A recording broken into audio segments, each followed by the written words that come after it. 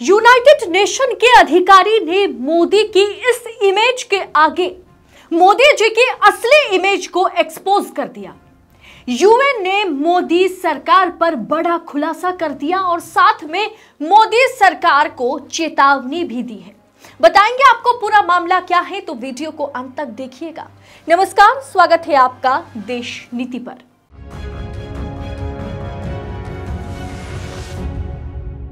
देश नीति, केवल सच्ची और पक्की खबरें। 2024 से पहले अपनी जीत की बिसात बिछाने में लगी बीजेपी अब मोदी जी को कलयुग के भगवान बताने में जुटी हुई है। इसमें कोई दौराय नहीं है कि राम मंदिर का उद्घाटन जो होने वाला है उसमें अडानी और मुरली मनोहर जोशी को हटवाकर मोदी जी अपने नाम पर ढोल नगाड़ा बजवाएंगे और शायद रामलला से भी भव्य तरीके से मोदी जी की स्वागत की जाएगी। फोटो सेशन चलेगा। फिलहाल यह फोटो, यह तस्वीर यही बयां करती है जैसे कि मोदी जी की उंगली पकड़कर श्री राम मंदिर में प्रवेश कर रहे हैं। देश के अंदर भले ही मोदी जी की श्री राम से भी बड़ी या विष्णु अवतार की छवि बनाने की कोशिश हो, भाजपा कितना भी कोशिश कर ले, लेकिन विदेशी रिपोर्ट ने अंतर्राष्ट्रीय पटल पर मोदी जी की इमेज की धज्जियां उड़ा के रख दी है। विदेशी मीडिया से लेकर के यूनाइटेड नेशन के अधिकारी ने मोदी जी की इस इमेज के आगे मोदी जी की जो असली इमेज है उसे एक्सपोज कर दिया।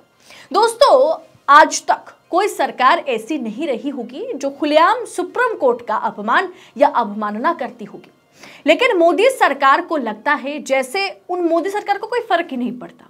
मणिपुर पर सुप्रीम कोर्ट द्वारा सीजेआई चंद्रचूड़ द्वारा पहले दिन ही कहा गया था कि सरकार को अल्टीमेटम दिया गया था कि अगर आप सही ढंग से काम नहीं करती हैं तो सुप्रीम कोर्ट इंटरवीन करेगा। बावजूद उसके ना इस वक्त सुप्रीम कोर्ट इंटरवीन कर रहा है और ना ही मोदी सरकार मणिपुर का म उच्चारण कर पा रही है। ये बात मैं नहीं कह रही हूं, यूनाइटेड नेशन कह रहा है। पूरी दुनिया चिल्ला चिल्ला करके कह रही है कि भारत में सरकार चुप है और देश में मणिपुर से लेकर के हरियाणा तक मुसलमानों पर अत्याचार और मानवाधिकारों का घोर उल्लंघन हो रहा है। कौन से विश्व गुरु हम बने बैठे हैं कि संयुक्त राष्ट्र में देश की तारीफ नहीं, हमारे देश को आए दिन ह्यूमन राइट्स का पाठ पढ़ाया जा रहा है। आखिर इसकी जिम्मेदारी किसकी है? क्या मोदी जी की नहीं है? दोस्तों, रिपोर्ट में क्या कहा गया मैं आगे आपको बताऊंगी कि यूएन के जो अधिकारी हैं उन्होंने क्या कुछ कहा है और किस तरह से हमारे देश को चिताया है। यूनाइटेड नेशन के ह्यूमन राइट्स के हाई कमिश्नर के भाषण ने तहलका मचा दिया। इस वक्त भारत में मुसलमानों के साथ जो बर्ताव सरकार कर रही है उस पर मोदी सरकार को धोया गया एक तरह से। क्या है पूरा मामला? दी वायर की रिपोर्ट क्या कह रही है? इस यूएन अधिकारी ने किस तरह से संयुक्त राष्ट्र में मोदी सरकार की पोल खोल दी। दोस्तों, लगातार ये कहा जा रहा है देश का इतना बुरा हाल इससे पहले कभी नहीं हुआ। आए दिन कहा जा रहा है कि भारत को मानवाधिकारों का एक तरह से पाठ पढ़ाया जा रहा है। कहा जा रहा है भारत में मानवाधिकारों का, ह्यूमन राइट्स का आए दिन घोर उल्लंघन हो रहा है। जो बाइडेन G20 में मोदी जी को फ्रीडम ऑफ स्पीच और freedom of media, human rights का पाठ पढ़ा करके गए थे, जिस पर सरकार पूरी तरह से घिर गई थी। और अब यूनाइटेड नेशन में एक और धमाका हो गया। नूह गुरुग्राम मुसलमानों पर अटैक। संयुक्त राष्ट्र के अधिकारी ने भारत के अल्पसंख्यकों पर बड़ा बयान दिया है और कहा है कि अगर 2024 में संघवाद की जीत होती है, यानी भारतीय जनता पार्टी की अगर जीत होती है, तो ये अगले 5 साल के लिए बरकरार रहेगा। दोस्तों, ऐसी एक रिपोर्ट या अगर यूएन के अधिकारी ऐसा कहते हैं तो सोचिए किस तरह से तहलका मच सकता है। भाजपा सरकार पूरी तरह से इसमें एक्सपोज हो गई, खास करके इस फोटो के आगे। यूएन ह्यूमन राइट्स काउंसिल में मणिपुर और नूह हिंसा पर चर्चा हुई। यूएन ह्यूमन राइट्स के हाई कमिश्नर के भाषण ने तहलका मचाया। उन्होंने कहा कि भारत में अल्पसंख्यक अंतिम पायदान पर हैं और वे अक्सर हिंसा और भेदभाव के शिकार होते हैं। मेरे कार्यालय को अक्सर इस तरह की खबरों से दो चार होना पड़ता है कि भारत में अल्पसंख्यक समुदाय सुरक्षित नहीं है। नूह, गुरुग्राम और मणिपुर मामला दिखाता है कि देश में अशांति है और एक साथ 87 शवों की अंतिम संस्कार दोस्तों मणिपुर में, वो वीडियो ना हर किसी को परेशान कर दिया था। आगे उन्होंने कहा, मणिपुर का जिक्र करते हुए, कि मणिपुर पर सरकार ने ना तो मॉनसून सत्र में चर्चा करी और ना ही विंटर सेशन में। इस रिपोर्ट में कहा गया कि मुसलमान भारत में सेफ नहीं हैं, वे अक्सर इस तरह के हमलों का शिकार बनते हैं। अन्य अल्पसंख्यक समुदाय भी हिंसा और असुरक्षा का सामना कर रहे हैं। भारत को इस मामले में अपने प्रयासों और बढ़ाना चाहिए। असहिष्णुता, घृणा, धार्मिक उन्माद और भेदभाव से निपटकर अल्पसंख्यकों के अधिकारों को बनाए रखने की आवश्यकता है। यूनाइटेड ह्यूमन राइट्स के हाई कमिश्नर का इस तरह से मोदी सरकार पर हमला या मोदी सरकार पर कटाक्ष उन्हें आईना दिखाने का काम कर रहा है।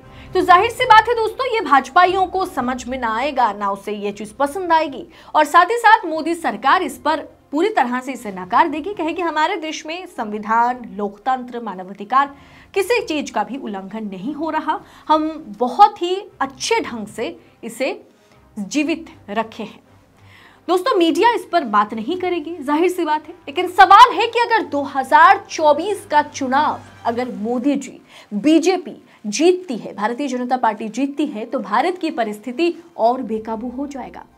तो वहीं दोस्तों, यूनाइटेड नेशन ने अपने रिपोर्ट में इस बात का भी जिक्र किया है कि मणिपुर में सरकार की लापरवाही के चलते मानवाधिकारों का घोर उल्लंघन हुआ है। देश में आज मुसलमान नहीं दोस्तों, आज देश में लोकतंत्र सुरक्षित नहीं है। और राम से जब मोदी जी बड़े हो जाए, तब ये साफ साफ संकेत है कि देश का राजा अपन को ही भगवान समझने लगे हैं और तब विनाश सुनिश्चित है।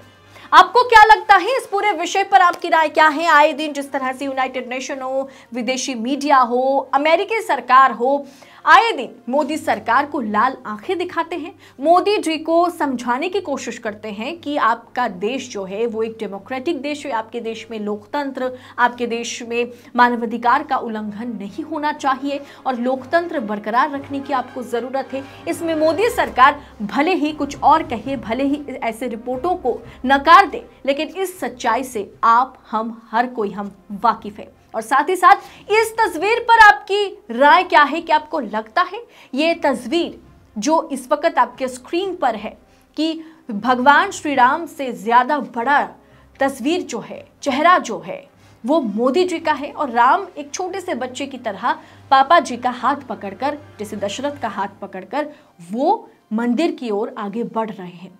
क्या ये फोटो, ये तस्वीर जो कि बीजेपी कर्नाटक ने शेयर किया है, जारी किया है, क्या यह विवादित नहीं है? आप अपनी राय कमेंट कर जरूर शेयर कीजिएगा। बाकी ऐसी तमाम खबरों को पूरी पड़ताल के साथ, पूरी निष्पक्षता के साथ पाने के लिए चैनल को सब्सक्राइब करें और देश नीति आप तक इसी तरह से बेबाक और बेखौफ होकर खबरें पहुंचा सके, इसके लिए हमें आपकी सपोर्ट की, आपकी सहयोगिता की सबसे ज्यादा जरूरत है। बहुत बहुत शुक्रिया। जय हिंद, जय भारत।